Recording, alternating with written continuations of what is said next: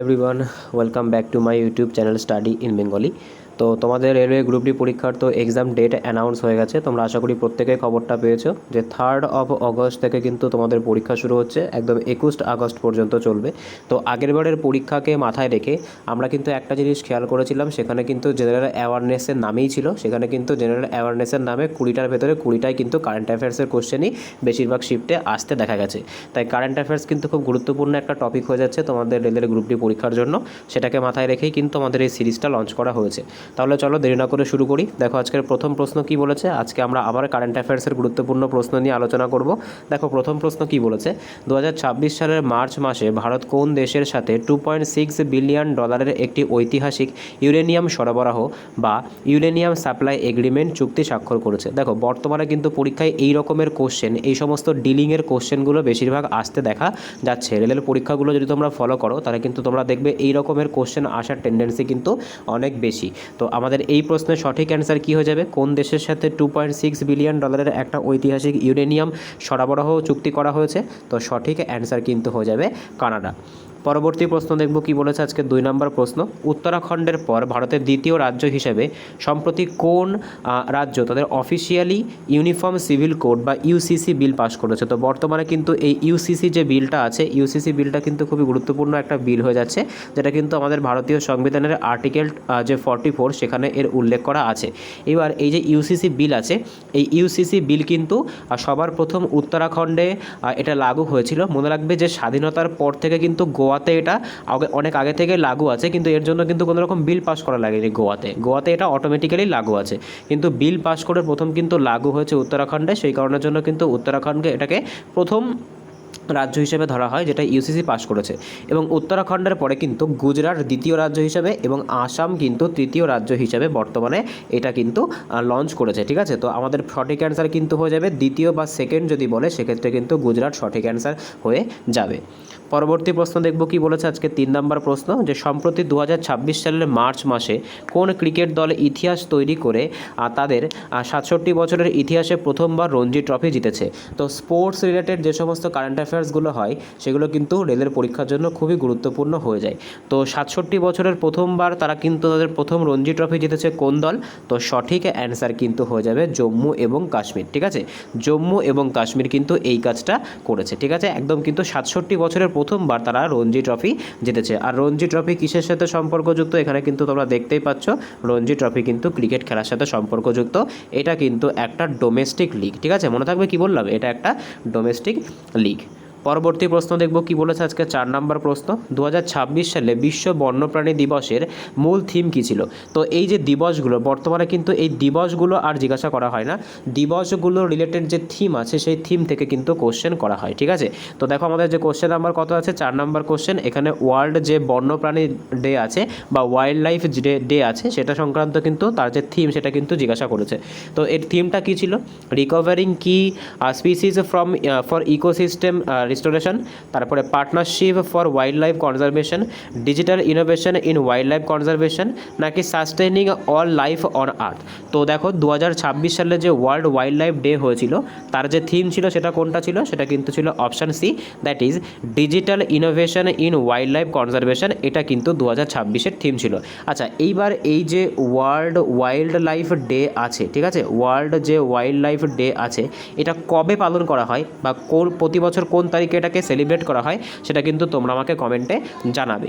পরবর্তী প্রশ্ন দেখব কি বলেছে আজকের 5 নম্বর প্রশ্ন, এগেইন কিন্তু একটা গুরুত্বপূর্ণ প্রশ্ন, রাজস্থান সরকার সম্প্রতি মাউন্ট আবু এর নাম পরিবর্তন করে নতুন কি নাম ঘোষণা করেছে। তো বর্তমানে কিন্তু এই নাম চেঞ্জ করা বিষয়টা ট্রেন্ডিংয়ে আছে আর এখান থেকে কিন্তু প্রচুর প্রশ্ন পরীক্ষাতে আসে। তো যে মাউন্ট আবু যেটা কিন্তু রাজস্থানে অবস্থিত, সেই মাউন্ট আবুর নাম পরিবর্তন করে কিন্তু কি রাখা হয়েছে, অপশানগুলো একবার আমরা দেখে নিই, আবু নগর, আবু রাজ, তারপরে আরাবল্লী ধাম, নাকি রাজ আবু। তো আমাদের এই প্রশ্নের সঠিক অ্যান্সার কিন্তু হয়ে যাবে মাউন্ট আবুর নাম পরিবর্তন করে কিন্তু আবু রাজ রাখা হয়েছে। ঠিক আছে, মাউন্ট আবু পর্বতের সর্বোচ্চ শৃঙ্গের নাম কি, সর্বোচ্চ শৃঙ্গের নাম কিন্তু হচ্ছে গুরু শিখর। ঠিক আছে, আর আরাবল্লী কিন্তু বিশ্বের, আমরা প্রত্যেকে জানি, বিশ্বের প্রাচীনতম ভঙ্গিল পর্বত। পরবর্তী প্রশ্ন দেখব কি বলেছে আজকে 6 নম্বর প্রশ্ন। 2026 সালের জাতীয় বিজ্ঞান দিবস বা ন্যাশনাল সায়েন্স ডে এর প্রধান অফিসিয়াল থিম কি নির্ধারণ করা হয়েছে? তো এগেইন কিন্তু থিম রিলেটেড একটা কোশ্চেন। তো দেখো এখানে কিন্তু জাতীয় বিজ্ঞান দিবস আছে বা ন্যাশনাল সায়েন্স ডে আছে, ঠিক আছে। তো ন্যাশনাল যে সায়েন্স ডে আছে এটা আমরা কত তারিখে পালন করি? এটা কিন্তু আমরা 28 যে ফেব্রুয়ারি আছে সেই 28 ফেব্রুয়ারি কিন্তু আমরা ন্যাশনাল সায়েন্স ডে সেলিব্রেট করি। এইবার এই বছর এর থিম কি ছিল? Science for sustainable future, women in science catalyst বিকশিত ভারত, তারপরে কি আছে ইন্ডিজিনিয়াস টেকনোলজিস ফর বিকশিত ভারত, নাকি global science for global wellbeing. তো আমাদের এই প্রশ্নের সঠিক অ্যান্সার কী হয়ে যাবে? তো এটা কত নাম্বার কোশ্চেন ছিল? এটা কিন্তু ছিল কোশ্চেন নাম্বার 6। আর কোশ্চেন নাম্বার 6-এর আমাদের সঠিক অ্যান্সার কিন্তু হয়ে যাবে option B, that is women in science catalysing Viksit Bharat. এটা কিন্তু 2026-এ যে ন্যাশনাল সায়েন্স ডে ছিল সেই ন্যাশনাল সায়েন্স ডের থিম ছিল। এবার আমার একটা কোশ্চেন আছে, এই যে ন্যাশনাল সায়েন্স ডে এটা কার জন্মদিন উপলক্ষে বা কাকে স্মরণ করার উদ্দেশ্যে পালন করা হয় সেটা কিন্তু তোমরা আমাকে প্রত্যেকে কমেন্টে জানাবে। পরবর্তী প্রশ্ন দেখব কি বলেছে, দেখো আজকে 7 নম্বর প্রশ্ন, যে CSIR এর মিশন মোড উদ্যোগের অধীনে ওড়িশা রাজ্যের প্রথম স্মার্ট ভিলেজ বা ফার্স্ট স্মার্ট ভিলেজ হওয়ার গৌরব অর্জন করলো কোন গ্রাম? তো ওড়িশার কোন গ্রামটা একদম স্মার্ট ভিলেজ তৈরি হওয়ার জন্য প্রথম গৌরব অর্জন করেছে? কি বলেছে এটা? কুসুমপুর, যেটাকে আমরা কি বলি কেন্দ্রপাড়া, তারপরে সালেপুর, তারপরে রবিপদা, নাকি গোপালপুর। তো আমাদের এই প্রশ্নের সঠিক অ্যান্সার কিন্তু হয়ে যাবে কুসুমপুর, ঠিক আছে। এটাই কিন্তু প্রথম, মানে ওড়িশার প্রথম যে স্মার্ট ভিলেজ হিসেবে আত্মপ্রকাশ করেছে বা স্মার্ট ভিলেজ হওয়ার কিন্তু এটা গৌরব অর্জন করেছে। পরবর্তী প্রশ্ন দেখব কি বলেছে আজকের 8 নম্বর প্রশ্ন। সম্প্রতি 2026 সালের মার্চ মাসে ভারতীয় নৌবাহিনীর director general of Naval armaments বা DGON হিসেবে কাকে দায়িত্ব গ্রহণ করেছেন? তো এই যে প্রশ্নটা আছে প্রশ্নটার পাশে কিন্তু একদম স্টার মার্কস দিয়ে তোমরা রাখবে, ঠিক আছে। পরীক্ষায় কিন্তু এটা আসতে চলেছে, এটা একদম কনফার্ম তোমরা ধরে রাখো। যে সমস্ত পরীক্ষায় মাল্টিপল শিফট হয় যেরকম রেলের এক্সাম, সেখানে কিন্তু এই কোশ্চেনটা খুবই গুরুত্বপূর্ণ হয়ে যাচ্ছে। তো আমাদের এই প্রশ্নের সঠিক অ্যান্সার কিন্তু হয়ে যাবে অমর সুব্রমণিয়াম। এনাকে কি করা হয়েছে? এনাকে কিন্তু director general of Naval armaments, ঠিক আছে, ঠিক আছে, ONA এটা কিন্তু করা হয়েছে, বা director general of Naval armaments এনাকে কিন্তু ঘোষণা করা হয়েছে, বা এই হিসেবে কিন্তু ইনি দায়িত্ব পালন করেছেন বা করবেন, ঠিক আছে। পরবর্তী প্রশ্ন দেখব কি বলেছে আজকে 9 নম্বর প্রশ্ন। ভারতের কোন রাজ্যে প্রথম উপজাতীয় মিলেট ভিত্তিক খাদ্য মেনু আরাকু কৌনি লঞ্চ করা হয়েছে? ঠিক আছে, তো ভারতের কোন রাজ্যে প্রথম উপজাতীয় মিলেট ভিত্তিক খাদ্য মেনু আরাকু কৌনি চালু করা হয়েছে? তো আমাদের এই প্রশ্নের সঠিক অ্যান্সার কি হবে? এই প্রশ্নের সঠিক অ্যান্সার কিন্তু হয়ে যাবে অন্ধ্রপ্রদেশ, ঠিক আছে। অন্ধ্রপ্রদেশে কিন্তু এই আরাকু কৌনি নামে প্রথম মিলেট ভিত্তিক খাদ্য মেনু লঞ্চ করা হলো। পরবর্তী প্রশ্ন দেখব কি বলেছে আজকে 10 নম্বর প্রশ্ন, যে 2026 সালের মার্চ মাসে খেলো ইন্ডিয়া উইন্টার গেমস 2026-এ মেডেল তালিকায় কোন দল প্রথম স্থান অধিকার করেছে? এগেইন কিন্তু একটা গুরুত্বপূর্ণ টপিক। তোমরা যদি আগের বছরের প্রশ্ন দেখো বা রেলের যে কারেন্ট অ্যাফেয়ার্সের প্যাটার্নটা দেখো, সেখানে কিন্তু তোমরা একটা জিনিস দেখতে পারবে, এই খেলো ইন্ডিয়া গেমস থেকে কিন্তু খেলো ইন্ডিয়া ইউথ গেমস, খেলো ইন্ডিয়া উইন্টার গেমস, খেলো ইন্ডিয়া ইউনিভার্সিটি গেমস, এখান থেকে কিন্তু প্রচুর কোশ্চেন পরীক্ষায় আসে। তো এবার দেখো উইন্টার গেমস সম্পর্কে বলেছে। তো খেলো ইন্ডিয়া যে উইন্টার গেমস, এই উইন্টার গেমস তোমার হচ্ছে এই উইন্টার গেমসে পদক তালিকায় কে শীর্ষস্থান অধিকার করেছিল? তো সঠিক অ্যান্সার কিন্তু হবে ভারতীয় সেনাবাহিনী বা ভারতীয় আর্মি। আচ্ছা, এই উইন্টার গেমসটা কিন্তু দুটো জায়গাতে সংগঠিত হয়েছিল, একটা লাদাখে হয়েছিল আর একটা কিন্তু জম্মু অ্যান্ড কাশ্মীরে হয়েছিল, ঠিক আছে। এটা কিন্তু অনেক সময় হোস্টিং কান্ট্রি বা হোস্টিং স্টেট জিজ্ঞাসা করতে পারে, সেই কারণের জন্য তোমাদেরকে বলে দিলাম। পরবর্তী প্রশ্ন দেখব কি বলেছে আজকের 11তম প্রশ্ন কি বলেছে, যে ফোর্বস বিলিয়ন লিস্ট 2026-এ ভারতের কোন বিখ্যাত শিক্ষাবিদ এবং অনলাইন এডটেক প্ল্যাটফর্মের প্রতিষ্ঠাতা নতুন বিলিয়নার হিসেবে স্থান পেয়েছে? আলাক পান্ডে। তোমরা প্রত্যেকেই জানো যে PW আছে, অর্থাৎ যে ফিজিক্সওয়ালা আছে, সেই ফিজিক্সওয়ালার ফাউন্ডার কিন্তু হচ্ছে ইনি। তারপরে বাইজু রবীন্দ্রন, রোমান সাইনি, নাকি গৌরব মুঞ্জাল। তো আমাদের এই প্রশ্নের সঠিক অ্যান্সার কী হবে? 11তম প্রশ্নের সঠিক অ্যান্সার কিন্তু হয়ে যাবে আলাক পান্ডে স্যার, ঠিক আছে। এনাকে কিন্তু কি করা হয়েছে? এনাকে কিন্তু যে ফোর্বসের যে বিলিয়নিয়ার্স লিস্ট সেখানে কিন্তু ইনি স্থান পেয়েছেন, ঠিক আছে। পরবর্তী প্রশ্ন দেখব কি বলেছে আজকের 12তম প্রশ্ন, যে দূরবর্তী সমুদ্রে কার্যরত নৌবাহিনীর জাহাজে 150 কেজি পর্যন্ত জরুরি রসদ ও পেলোড সরাসরি আকাশ থেকে ফেলার জন্য ডিআরডিও এবং ভারতীয় নৌবাহিনী গোয়া উপকূলে কোন দেশীয় প্রযুক্তির সফল পরীক্ষা চালালো? খুব গুরুত্বপূর্ণ প্রশ্ন। এই রকম প্রশ্ন কিন্তু পরীক্ষায় আসার যে ট্রেন্ড সেটা কিন্তু বর্তমানে অনেক বেশি পরিমাণে রয়েছে, ঠিক আছে। তো এই যে সিস্টেমটা চালু করেছে একদম সরাসরি কিন্তু জাহাজের মধ্যে 150 কেজির ওপরে খাবার আর পেলোড কিন্তু সরাসরি এটাকে একদম জাহাজে আকাশ থেকে জাহাজের মধ্যে নামানো যাবে। তো এই যে সিস্টেমটা আছে এই সিস্টেমটার নাম কি? তো মনে রাখতে হবে এই সিস্টেমটার নাম কিন্তু হয়ে যাচ্ছে যে এয়ার ড্রপেবল কন্টেনার, ঠিক আছে। এয়ার ড্রপেবল কন্টেনার, এটাকে কিন্তু শর্টে এডিসিও বলা হয়ে থাকে, ঠিক আছে। এটা কিন্তু গোয়ার উপকূলে এই যে টেস্টটা সেটা ডিআরডিও দ্বারা করা হয়েছিল। পরবর্তী প্রশ্ন দেখব কি বলেছে আজকে 13তম প্রশ্ন। দেখো কি বলেছে, ডিজিটাল পরিকাঠামো এবং ডিজি লকার নিয়ন্ত্রণ কাঠামো পর্যালোচনার জন্য গঠিত উচ্চ পর্যায়ের কমিটির প্রধান হিসেবে কাকে নিযুক্ত করা হয়েছে? তো ডিজি লকার সম্পর্কে আশা করি তোমরা প্রত্যেকেই অবগত আছো, যারা অবগত নেই তাদেরকে বলে দিই, এটা কিন্তু একটা প্ল্যাটফর্ম, একটা সোশ্যাল মিডিয়া প্ল্যাটফর্ম বা একটা লকার টাইপ, যেখানে কিন্তু তুমি তোমার সমস্ত নথিপত্র রাখতে পারো, ঠিক আছে। তো এই যে ডিজি লকার যে কমিটি, ডিজি লকারের জন্য যে উচ্চ পর্যায়ের কমিটি তৈরি করা হয়েছে, সেই উচ্চ পর্যায়ের কমিটির সভাপতিত্বের দায়িত্ব বা চেয়ারম্যানের দায়িত্ব কাকে দেওয়া হয়েছে? অজয় সাহনিকে, রাজীব চন্দ্রশেখরকে, নাকি শক্তিকান্ত দাসকে, নাকি কে কৃষ্ণানকে? তো আমাদের এই প্রশ্নের সঠিক অ্যান্সার কিন্তু হয়ে যাবে অজয় সাহনিকে কিন্তু এই ডিজি লকারের যে উচ্চ পর্যায়ের যে কমিটি গঠন করা হয়েছিল সেখানে কিন্তু এনাকে স্থান দেওয়া হয়েছে। পরবর্তী প্রশ্ন দেখব কি বলেছে আজকে 14তম প্রশ্ন। দেখো কি বলেছে, ভারতে বায়ু দূষণ বা এয়ার পলিউশন উল্লেখযোগ্যভাবে কমানোর লক্ষ্যে বাস্তবমুখী অবদানকারীদের পুরস্কৃত করতে সরকার কোন নতুন উদ্যোগের সূচনা করেছে? তো এই যে অ্যাওয়ার্ড টাইপের যে কোশ্চেনগুলো থাকে, যেগুলো কিন্তু অ্যাওয়ার্ড আর অনার টাইপের যে কোশ্চেনগুলো থাকে, স্পেশালি যেগুলো নতুনভাবে লঞ্চ করা হয় সেগুলো কিন্তু তোমাদের পরীক্ষার জন্য খুবই গুরুত্বপূর্ণ হয়। তো এয়ার পলিউশনকে কন্ট্রোল করার জন্য যে সমস্ত অবদানকারী মানুষ আছে তাদেরকে পুরস্কার করার উদ্দেশ্যে কোন প্রাইজ চালু করা হয়েছে?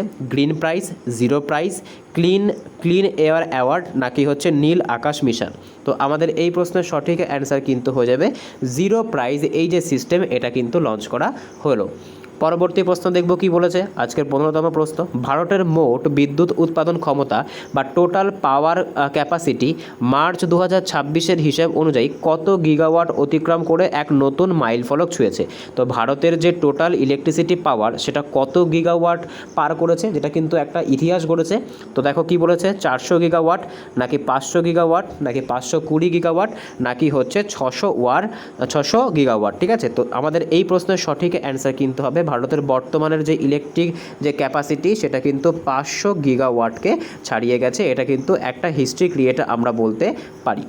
পরবর্তী প্রশ্ন দেখব কি বলেছে আজকে 16তম প্রশ্ন, যে কেন্দ্রীয় আবাসন এবং নগর বিষয়ক মন্ত্রকের মার্চ 2026-এর রিপোর্ট, ঠিক আছে, মার্চ 2026-এর রিপোর্ট মার্চ 2026-এর রিপোর্ট অনুযায়ী ভারতের কোন মেট্রো নেটওয়ার্ক বিশ্বের দ্বিতীয়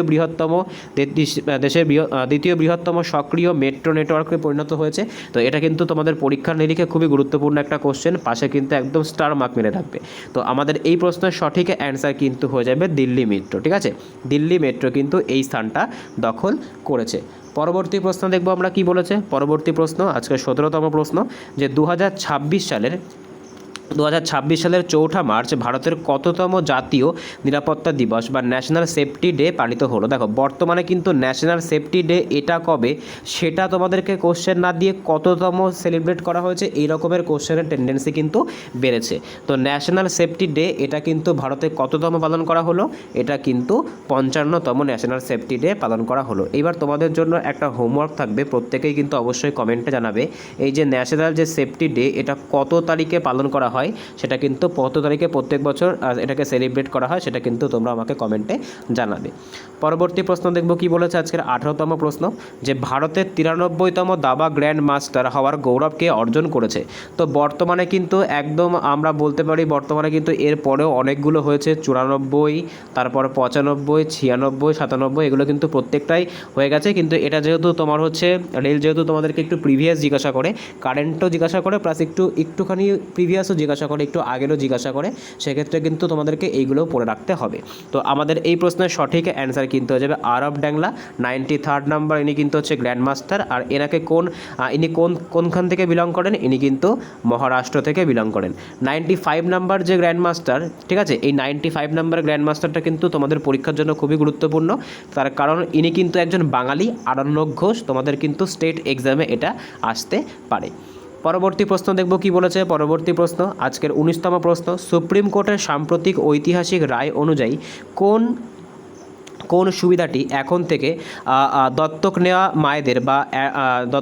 মায়েদের ক্ষেত্রেও সমানভাবে প্রযোজ্য হবে, ঠিক আছে। তো কোশ্চেনটা কিন্তু খুবই ইম্পর্টেন্ট, পাশে কিন্তু একদম স্টার মার্ক মেরে রাখবে। এই কোশ্চেনটা কিন্তু যে সমস্ত মা দত্তক গ্রহণ করেন বা অ্যাডাপ্ট করেন কোনো বাচ্চাকে, সেক্ষেত্রেও কিন্তু এই নিয়মটা কার্যকর হবে, ঠিক আছে। সেটা কি, সেটা হচ্ছে গ্র্যাচুইটি সুবিধা নাকি মাতৃত্বকালীন ছুটি, যেটাকে ম্যাটারনিটি লিভ বলা হয়, তারপরে হচ্ছে প্রভিডেন্ট ফান্ডের সুবিধা নাকি চাইল্ড অ্যালাউন্স। তো এই যে ম্যাটারনিটি যে লিভ আছে, সেই ম্যাটারনিটি লিভকে কিন্তু অ্যালাউ করা হয়েছে কাদের জন্য, বা ম্যাটারনিটি লিভকে কিন্তু যে সমস্ত মায়েরা বাচ্চা অ্যাডাপ্ট করবেন তাদের জন্য কিন্তু এই ম্যাটারনিটি লিভটা চালু করা হলো। পরবর্তী প্রশ্ন দেখব কি বলেছে আজকের 20তম প্রশ্ন, যে 2026 সালের মার্চ মাসে হিমাচল প্রদেশে ভারত এবং কোন দেশের মধ্যে যৌথ সামরিক মহড়া, ঠিক আছে, ল্যামিত্যে 2026 অনুষ্ঠিত হয়েছে। জাপানের ভেতরে, তারপরে হচ্ছে সেশেলসের ভেতরে, ওমানের ভেতরে নাকি মালয়েশিয়ার ভেতরে। দেখো এই যে ল্যামিত্যীয় যে অভ্যাস 2026, এটা কিন্তু কার মধ্যে হয়ে থাকে, এটা কিন্তু ভারত এবং সেশেলসের মধ্যে হয়ে থাকে।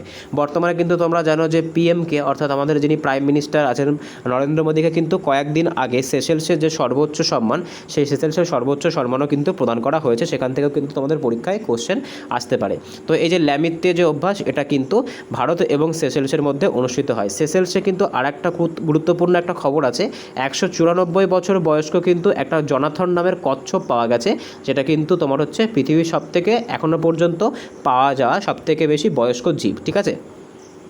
পরবর্তী প্রশ্ন দেখব কি বলেছে আজকের 21তম প্রশ্ন, যে পরিবেশ বান্ধব বন্দর এবং শিপিং ব্যবস্থার উন্নতির জন্য ভারতের প্রথম কোন ন্যাশনাল সেন্টার অফ এক্সিলেন্সে for green port and shipping কোন শহরে তৈরি করা হয়েছে? মুম্বাইতে, তারপরে গুরুগ্রামে, নাকি হচ্ছে কোচিতে, নাকি চেন্নাই। তো শিপিংয়ের ক্ষেত্রে যে গ্রিন পোর্ট, ঠিক আছে, national centre for excellence for green port and shipping, এটা কিন্তু গুরুগ্রামে তৈরি করা হয়েছে, ঠিক আছে। পরবর্তী প্রশ্ন দেখব কি বলেছে আজকের 22তম প্রশ্ন, যে তামিলনাড়ুর প্রথম ডার্ক স্কাই পার্ক কোথায় তৈরি করা হয়েছে, যা দূষণমুক্ত এবং তার দেখার উপযুক্ত, ঠিক আছে, কোথায় স্থাপন করা হয়েছে? তো এটা কিন্তু স্থাপন করা হয়েছে কল্লি হিলসে, ঠিক আছে। তামিলনাড়ুর যে কল্লি হিলস আছে সেখানে কিন্তু এই প্রথম যে ডার্ক স্কাই পার্ক, যেটা কিন্তু তামিলনাড়ুতে আছে, এটা কিন্তু গঠন করা হয়েছে। পরবর্তী প্রশ্ন দেখব কি বলেছে আজকে 23তম প্রশ্ন, যে সম্প্রতি 2026 সালের মার্চ মাসে গেটওয়ে অফ ইন্ডিয়া থেকে এলিফেন্টা গুহা পর্যন্ত এককভাবে কিন্তু সাঁতার কেটে রেকর্ড গড়লেন কোন ভারতীয় সাঁতারু? অংশুমান জিঙ্গারান, অক্ষয় শর্মা, নাকি রোহন মোরে, নাকি আরতি সাহা। তো আমাদের এই প্রশ্নের সঠিক অ্যান্সার কী হবে? আমাদের এই প্রশ্নের সঠিক অ্যান্সার কিন্তু হয়ে যাবে দ্যাট ইজ অক্ষয় শর্মা বা অক্ষয় শর্মা।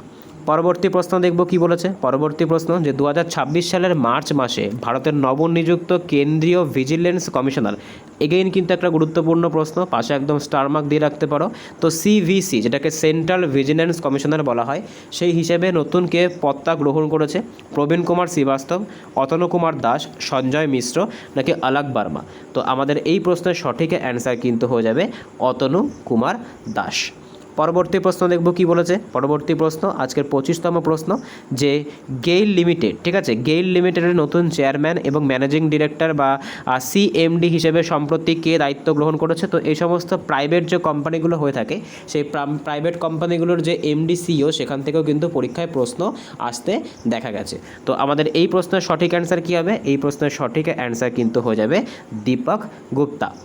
নেক্সট কোশ্চেন দেখব কি বলেছে আজকে 26তম প্রশ্ন, এগেইন কিন্তু আর একটা গুরুত্বপূর্ণ প্রশ্ন, ভারতের জাতীয় সড়ক কর্তৃপক্ষ বা এনএইচএআই ইসরোর উপগ্রহ তথ্যের সাহায্যে ভারতের জাতীয় সড়কগুলোর সবুজায়ন পরিমাপ করার জন্য কোন নতুন ইন্ডেক্স বা সূচক লঞ্চ করলো? ঠিক আছে, এটা কিন্তু ইসরোর সহায়তা এরা নিয়েছে।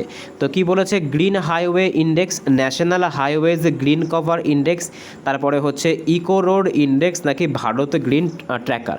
তো আমাদের এই প্রশ্নের সঠিক অ্যান্সার কিন্তু হয়ে যাবে national highways green cover index. এটা কিন্তু এই যে রোড মিনিস্টার দ্বারা লঞ্চ করা হয়েছিল, যেখানে কিন্তু ইসরোর যে ডেটা সেখান থেকে কিন্তু সাহায্য নেওয়া হবে। পরবর্তী প্রশ্ন দেখব কি বলেছে। পরবর্তী প্রশ্ন আজকে 27তম প্রশ্ন। সম্প্রতি 2026 সালের মার্চ মাসে কোন কেন্দ্রীয় মন্ত্রক গ্রামীণ এলাকায় মহিলাদের স্বাবলম্বী করতে লাখপতি দিদি 2.0 নির্দেশিকা জারি করেছে? তো এই যে সমস্ত যে যোজনাগুলো হয়ে থাকে বা এই সমস্ত যে আমরা বলতে পারি যে স্কিমগুলো হয়ে থাকে, সেখান থেকে কিন্তু প্রচুর প্রশ্ন পরীক্ষায় আসে।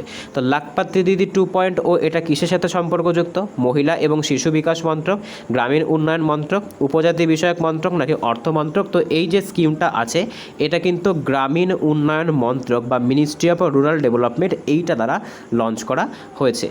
পরবর্তী প্রশ্ন দেখব কি বলেছে। দেখো পরবর্তী প্রশ্ন আজকের 28তম প্রশ্ন। দেখো কি বলেছে যে ভারতের রেলওয়ে মার্চ 2026-এর মধ্যে তাদের কোন গুরুত্বপূর্ণ ডিজিটাল সেফটি সিস্টেমকে দেশের 10,000 কিলোমিটার রেল ট্র্যাকে সফলভাবে ইনস্টল করার লক্ষ্যমাত্রা অর্জন করেছে? কাবাচ, রক্ষা 2.0, ত্রিনেত্র, নাকি হচ্ছে রেল সুরক্ষা? তো দেখো এই কাবাচটা একটুখানি তোমরা বুঝে নেবে। দেখো কাবাচ কিন্তু হচ্ছে আমাদের ভারতের যে রেল লাইন আছে, যদি কখনো একই লাইনে দুটো ট্রেন চলে আসে তাহলে সেক্ষেত্রে কিন্তু একটা বড় অ্যাক্সিডেন্ট হওয়ার সম্ভাবনা থাকে। যদি কখনো কোনো কারণে এরকম কোনো ইনসিডেন্ট হয় তাহলে কিন্তু এই যে দুটো রেলের মধ্যে এমন সিস্টেম লাগানো থাকবে যে এরা কিন্তু অনেক আগে থেকেই কী পেয়ে যাবে, অনেক আগে থেকেই কিন্তু এই কাবাচ বা সিস্টেমটা ধরো কিন্তু সিগন্যাল পেয়ে যাবে এবং দাঁড়িয়ে পড়বে। পরবর্তী প্রশ্ন দেখব কি বলেছে আজকের 29তম প্রশ্ন যে ভারতের কোন রাজ্য প্রথম স্টেট ইনোভেশন মিশন বা SIM চালু করলো, যা স্টার্টআপ এবং নতুন প্রযুক্তির প্রসারে সাহায্য করবে?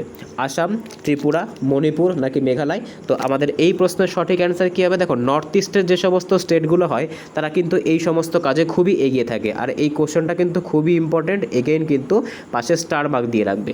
তো ত্রিপুরা কিন্তু সঠিক অ্যান্সার হবে। পরবর্তী প্রশ্ন দেখব কি বলেছে। 2026 সালের মার্চ মাসে ভারতের কোন বিখ্যাত ব্যাঘ্র প্রকল্প বা টাইগার রিজার্ভ উপজাতীয় পরিবার পুনর্বাসন এবং বন্যপ্রাণী সংরক্ষণের বিশেষ উদ্যোগের কারণে আন্তর্জাতিক স্তরে চর্চায় উঠে এসেছে? কানহা ব্যাঘ্র প্রকল্প, আমরাবাদ ব্যাঘ্র প্রকল্প, নাকি সুন্দরবন ব্যাঘ্র প্রকল্প, নাকি বন্দিপুর ব্যাঘ্র প্রকল্প? তো সঠিক অ্যান্সার কিন্তু হবে আমরাবাদ ব্যাঘ্র প্রকল্প। এটা কিন্তু বর্তমানে একটা চর্চার বিষয়ে উঠে এসেছে, এটা কিন্তু একটা আন্তর্জাতিক স্তরে চর্চার বিষয়ের কেন্দ্র হয়ে উঠেছে। তো আজকে এই অবধি ছিল। আউট অফ 30 তোমাদের কার কত স্কোর হচ্ছে অবশ্যই কিন্তু কমেন্টে জানাতে পারো। তো আপকামিং যে তোমাদের পরীক্ষাটা হতে চলেছে 3 আগস্ট থেকে, সেখানে কিন্তু কারেন্ট অ্যাফেয়ার্সের অনেক বড় একটা ভাইটাল রোল থাকছে। যারা আগের বছর পরীক্ষা দিয়েছো বা অ্যান্সার কি দেখেছো আগের বছরের বা কোশ্চেনগুলো অ্যানালিসিস দেখেছো, তো সেক্ষেত্রে কিন্তু তোমরা দেখবে যে এই রকম কারেন্ট অ্যাফেয়ার্স, ঠিক এই রকম লেভেলের কারেন্ট অ্যাফেয়ার্স কিন্তু তোমাদের পরীক্ষায় আসছে, যেগুলো কিন্তু অনেক বেশি ইম্পর্টেন্ট আমরা বলতে পারি। তো সেক্ষেত্রে কিন্তু তোমাদেরকে ক্লাসগুলোকে ফলো করতে হবে। যদি ভিডিওটা ভালো লেগে থাকে অবশ্যই চ্যানেলটাকে সাবস্ক্রাইব করবে, বন্ধুদের সাথে শেয়ার করবে। কেমন লাগলো ভিডিওটা অবশ্যই কিন্তু কমেন্টে জানাবে। তোমাদের কোনো ডিমান্ড থাকলে অবশ্যই কিন্তু কমেন্টে জানাতে পারো। তো দেখা হচ্ছে পরের ভিডিওতে। বাই।